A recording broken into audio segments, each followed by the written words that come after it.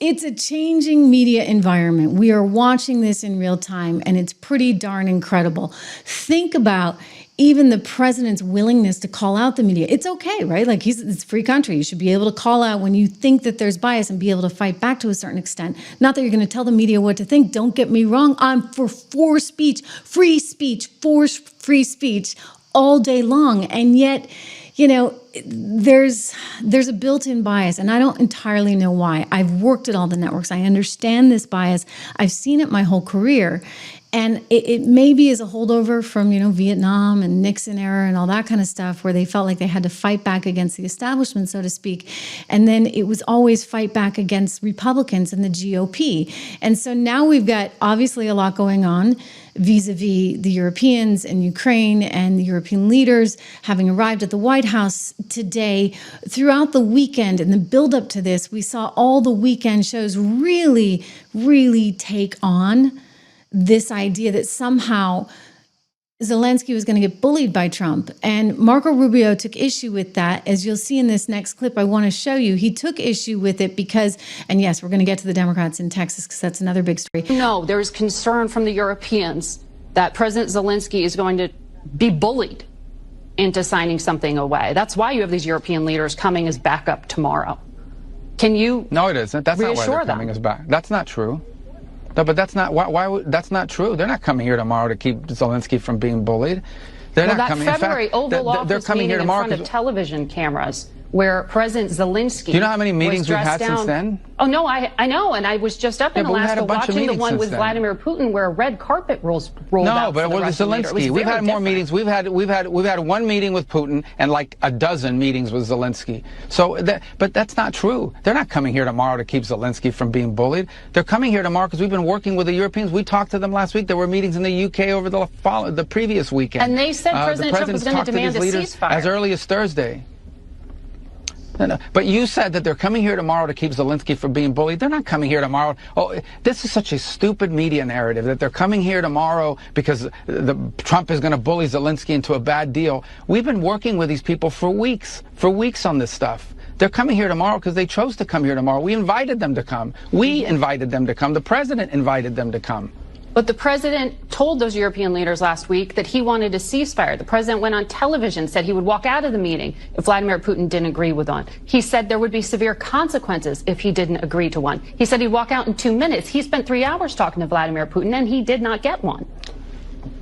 So there's because obviously things happened during that meeting. Well, because obviously look, our goal here is not to stage some production for the world to say, oh, how dramatic, he walked out. Our goal here is to have a peace agreement to end this war, okay? And obviously we felt, and I agreed, that there was enough progress, not a lot of progress, but enough progress made in those talks to allow us to move to the next phase. If not, we wouldn't be having Zelensky flying all the way over here. We wouldn't be having all the Europeans coming all the way over here. Now understand, and take with a grain of salt, I'm not saying we're on the verge of a peace deal, but I am saying that we saw movement, enough movement to justify a follow-up meeting with Zelensky and the Europeans, enough movement for us to dedicate even more time to this. You talk about the sanctions. Look, at the end of the day, if peace is not going to be possible here, and this is just going to continue on as a war, people will continue to die by the thousands. The president has that option to then come in and impose new sanctions. But if he did this now, the moment the president puts those additional sanctions, that's the end of the talks. You've basically locked in at least another year to year and a half of war and death and destruction. We may unfortunately wind up there, but we don't want to wind up there. We want to wind up with a peace deal that ends this war so Ukraine can go on with the rest of their lives and rebuild their country and be assured that this is never going to happen again. That's the goal here. We're going to do everything possible to make that happen if it's doable. It will require both sides to make concessions. It will require both sides to get things they're asking for. That's how these deals are made, whether we like it or not. Yeah. Well, whether the media likes it or not, Donald Trump weighing in on this, taking aim at the media, saying the fake news, will say that it is a big loss for President Trump to host so many great European leaders at our beautiful White House. Actually, it's a great honor for America. And I got to say, like, they have their bias and they're just not going to quit, right? Again, it happened over on ABC News with Martha Raddatz pushing, again, Marco Rubio, and he's fighting back big time. Like, watch this. Can you name any concessions that Vladimir Putin made during this meeting? Have any I wouldn't name him on your program. Have any I concessions wouldn't name been him asked? on your program. Why would I do that? Where is the Well, pressure? of course, because you can't have a peace agreement. No, you can't have a peace agreement unless both sides give and get. You can't have a peace agreement unless both sides make concessions. That's a fact. That's true in virtually any negotiation. If not, it's just called surrender. And neither side is going to surrender. So both sides are going to have to make concessions. So of course concessions were asked. But what utility would there be of me going on a program and tell you we've wagged our finger at Putin and told him you must do this and you must do that? It's only going to make it harder and less likely that they're going to agree to these things. So these negotiations, as much as everyone would love it to be a live pay-per-view event, these discussions only work best when they are conducted privately in serious negotiations in which people who have to go back and respond to constituencies, because even totalitarian governments have constituencies they have to respond to, people have to go back and defend these agreements that they make, and figure out a way to explain them to people. So we need to create space for concessions to be made, but of course concessions were asked. So it's important to keep in mind that everybody wants to jump all over this, but the president is trying to get a deal, okay? And like getting a deal is not always easy, and you don't actually want to publicly telegraph everything because then that puts more pressure on both sides. And yet the media is just, they got this insatiable appetite, and I get it because they're trying to predict and try and understand what the outcome may be. But Marco Rubio's point is, we're not going to tell you. Like, why should we be telling you? Because that actually jeopardizes our chances of getting something done. Again, putting more pressure on things. But it doesn't stop the media from analyzing everything. Even right down to the handshake, right? Well, the handshake. We talked about the handshake. It was a powerful handshake from President Trump.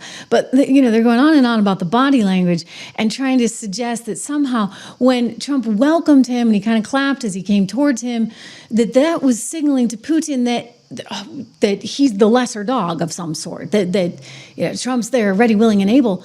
No, it's like what you would do. It's your guest, even when it's your enemy, right? Like, it's your guest. And if anything, you want your guest to feel comfortable and at ease, especially if you're negotiating with them. This came up on CNN over the weekend. Actually, I like this host, and this particular host is more conservative than anybody else on CNN. And he's like, look, this is body language, right? Like body language that telegraphs warmth, not what the media is trying to tell you. Take a peek. Let's begin at the moment. And we showed the handshake as well, the handshake, the warm greeting between them. And yet they want to make something else out of it, right? Because they always do. They have one point of view, and that is their only point of view. So it's natural that, the president's getting a little bit annoyed. There's an opportunity here for something great. God forbid Trump be the one to do it, right? They don't want that. You've got to understand the psychology of the people involved here. They just don't want him having any success. It's why, for example, I showed you this clip on Friday of the CNN anchor who's like, the consumer spending was really, not very good. And then the reporter or the economic analyst comes on and says, actually, it was great. It was great, right? Consumer spending was really good. Inflation has been kind of tame, 2.7%. It came in again at 2.7%. In other words, they're just looking for the negative clouds, if you would, and that's all that they're going to see because that's all they're capable of seeing.